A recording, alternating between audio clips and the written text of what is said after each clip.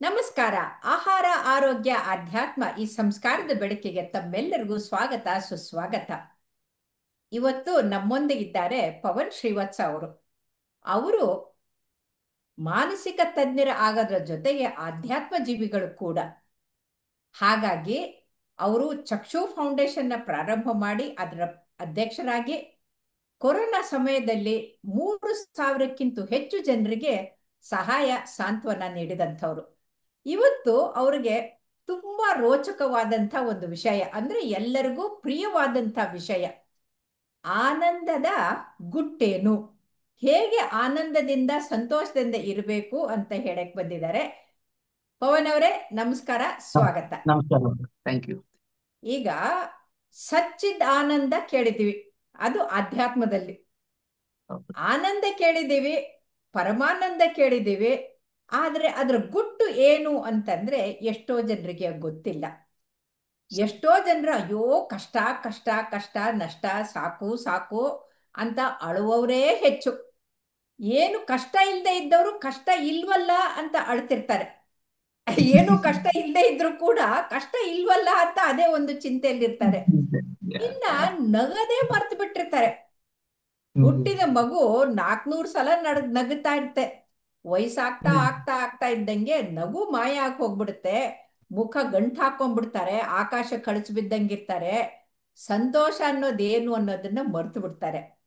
ಮೊದಲಿಗೆ ನೀವು ಈ ಸಂತೋಷ ಆನಂದ ಅಂದ್ರೆ ಏನು ವೈಜ್ಞಾನಿಕವಾಗಿ ಹೇಳಿ, ನಂತರ ಮುಂದೆ ವರ್ಸೋಣ. Okay okay. ಭಾವನೆಗಳಲ್ಲಿ ಸಂತೋಷ ಅನ್ನೋದು ಒಂದು ಭಾವನೆ, ಹೇಗೆ ದುಃಖ ಅನ್ನೋದೊಂದು ಭಾವನೆನೋ ಹಾಗೆ ನಾವು ಮುಂದೆ ಹೋಗ್ತಾ ಹೋಗ್ತಾ ಸಂತೋಷದ ಹಾಗೆ ನಾವು ದುಃಖದ ಬಗ್ಗೆ, ಕೋಪದ ಬಗ್ಗೆ, ಈ ರೀತಿ ಬೇಸಿಕ್ ಎಮೋಷನ್ಸ್ ಕೆಲವಿದಾವೆ, ಕೆಲವು ಭಾವನೆಗಳಿದ್ದಾವೆ ನಾವು ಡೈಲಿ ಎಕ್ಸ್ಪೀರಿಯನ್ಸ್ ಮಾಡುವಂತದ್ದು. ಇದ್ರ ಬಗ್ಗೆ ಮಾತಾಡ್ತಾ ಹೋಗೋಣ. ಖುಷಿ ಅಥವಾ ಸಂತೋಷ, ಸಂತೋಷ ಅನ್ನೋದು ನಮಗೆ ಒಂದು ಎಕ್ಸ್ಪೀರಿಯನ್ಸ್. ಅದು ಯಾವುದೋ ಒಂದು ಘಟನೆ ನಮ್ಮ ಕಣ್ಣೆದುರಿಗೆ ನಡೆದಾಗ, ಅಥವಾ ನಮ್ಮ ಕಿವಿಗೆ ಬಿದ್ದಾಗ, ಅಥವಾ ನಮ್ಮ ನಾಲಿಗೆ ಮೇಲೆ ಇಟ್ಟಾಗ, ಅಥವಾ ಅದನ್ನು ಮುಟ್ಟಿದಾಗ, ಅದನ್ನ ಆಗ್ರಹಣ ಮಾಡಿದಾಗ ನಮಗೆ ಅದರಿಂದ ಒಂದು ಭಾವನೆ ಉತ್ಪತ್ತಿ ಆಗುತ್ತೆ. ಆ ಭಾವನೆ ನಮ್ಮ ಹೃದಯ ಬಡಿತವನ್ನ ರಿಲ್ಯಾಕ್ಸ್ ಮಾಡಿಸುತ್ತೆ, ನಮ್ಮ ಬಾಡಿ ಮಸಲ್ಸ್ ಅನ್ನ ರಿಲ್ಯಾಕ್ಸ್ ಮಾಡಿಸುತ್ತೆ. ಅದರ ಮುಖಾಂತರ ನಮಗೆ ಹೊಟ್ಟೆಲಿ ಚಿಟ್ಟೆ ಬಿಟ್ಟ ಹಾಗಾಗೋದು ಅಂತ ಹೇಳ್ತಾರೆ.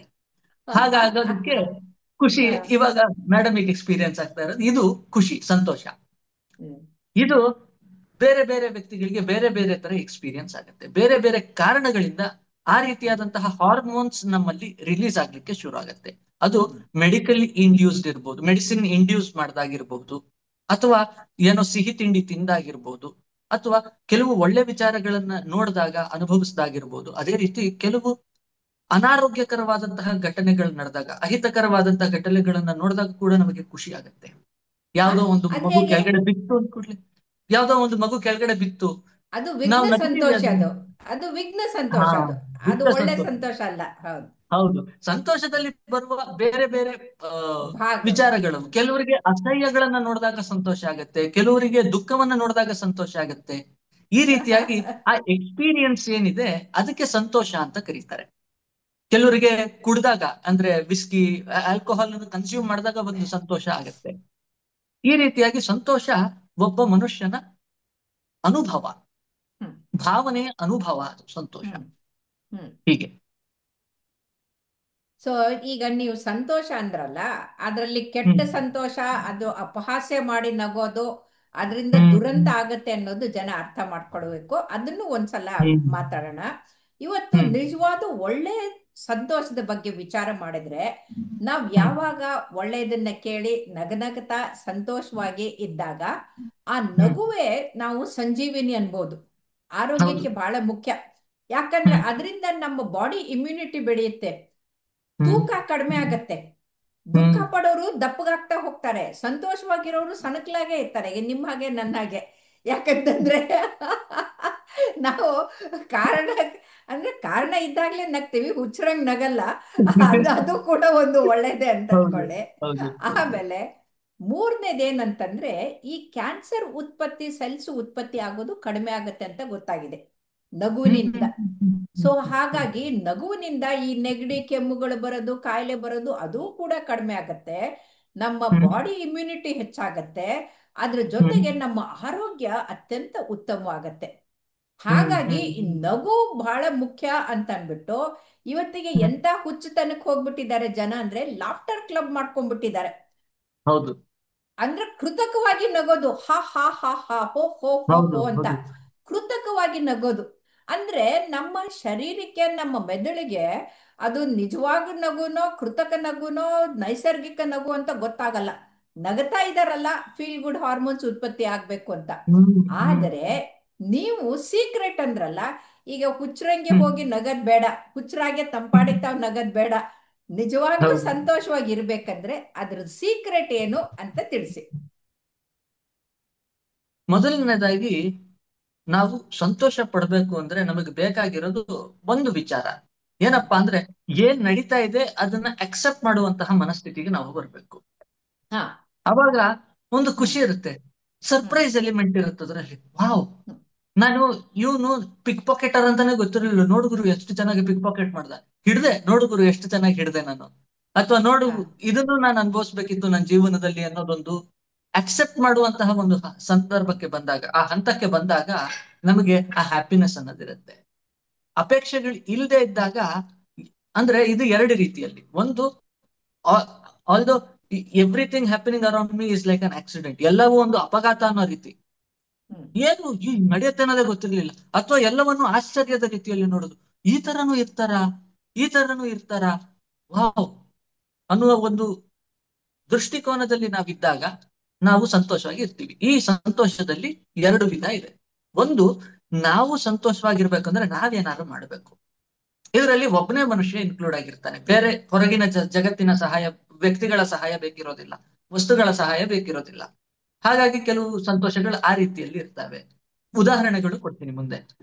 ಇನ್ನೊಂದು, ಬೇರೆಯವ್ರ ಜೊತೆಗಿದ್ದಾಗ ನಮಗಾಗುವಂತಹ ಸಂತೋಷ. ಹ್ಮ್.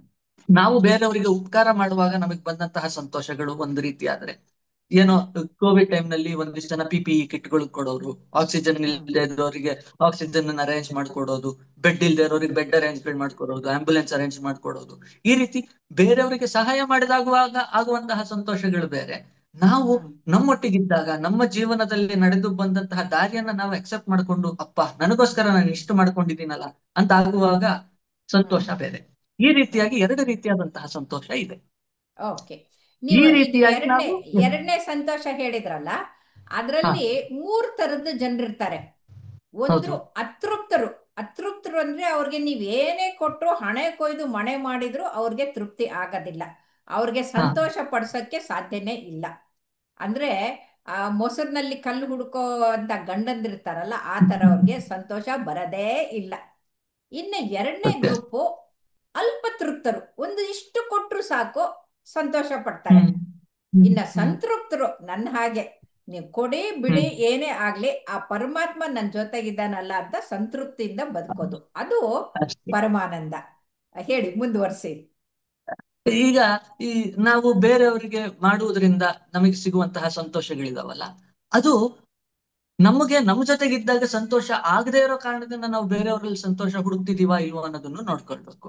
ಎಷ್ಟೋ ಹೌದು. ಸಲಿ ನಾವು ಹೊರಗಡೆ ಇದ್ದ ಜಗತ್ತಿಗೆಲ್ಲ ಸಮಾಧಾನ ಹೇಳ್ತಿರ್ತೀವಿ, ನಮ್ಮೊಳಗಡೆನೆ ನಾವು ಇದು ಹೌದು. ಬೇಸರವನ್ನ ಹೌದು. ಇಟ್ಕೊಂಡಿರ್ತೀವಿ. ಈ ಹೌದು. ಹೌದು. ರೀತಿಯಾದಂಥದ್ದವ್ರು ಏನ್ ಮಾಡ್ಬೇಕಪ್ಪ ಅಂದ್ರೆ, ಅಥವಾ ಹ್ಮ್. ತನಗೋಸ್ಕರ ಮಾತ್ರ ಆ ಸಂತೋಷವನ್ನ ಮುಡುಪಾಗಿ ಇಟ್ಕೊಂಡು, ಆ ಹ್ಮ್. ಅವನು ಸಂತೋಷ ಪಡ್ತಿರ್ಬೇಕಾದ್ರೆ ಬೇರೆಯವರು ಅವ್ರನ್ನ ನೋಡ್ಬಿಟ್ಟು, ಅಯ್ಯೋ ನನಗೂ ಇದ್ರಲ್ಲಿ ಒಂದು ಪಾಲ್ಗೊಳ್ಳಿಕ್ಕೆ ಒಂದು ಅವಕಾಶ ಸಿಕ್ಕಿದ್ರೆ ಚೆನ್ನಾಗಿರೋದಲ್ಲ, ಆ ಹಾ. ರೀತಿಯಾಗಿ ನಾವು ಆ ಸ್ಟೇಟ್ ಆಫ್ ಈಕ್ವಿಲಿಬ್ರಿಯಂ ಅನ್ನ ಮೇಂಟೈನ್ ಮಾಡ್ಬೇಕು.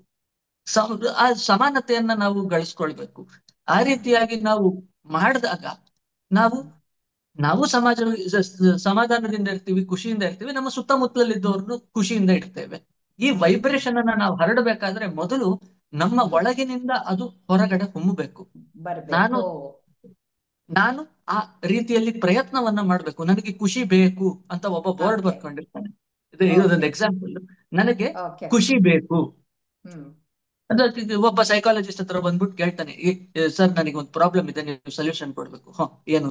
ನನಗೆ ಖುಷಿ ಬೇಕು. ಬರಿಯಪ್ಪ ಅದನ್ನ ಬರೆದ್ಬಿಟ್ಟು ಒಂದು ಬೋರ್ಡ್ ಅಲ್ಲಿ ಹೀಗೆ ತೋರಿಸ್ತಾನೆ, ನನಗೆ ಖುಷಿ ಬೇಕು. ಹ್ಮ್. ನನಗೆ ಅನ್ನೋದನ್ನು ಬಿಡು, ಹಾ. ಬೇಕು ಅನ್ನೋದನ್ನು ಬಿಡು, ಹಾ. ಖುಷಿ ಅನ್ನೋದಿರುತ್ತೆ. ತಾನಾಗೆ ಇರುತ್ತೆ ಅಂತ ಬಹಳ ಅದ್ಭುತವಾಗಿದೆ. ಇದು ಅಷ್ಟೇ. ನಿಜವಾದದ್ದು.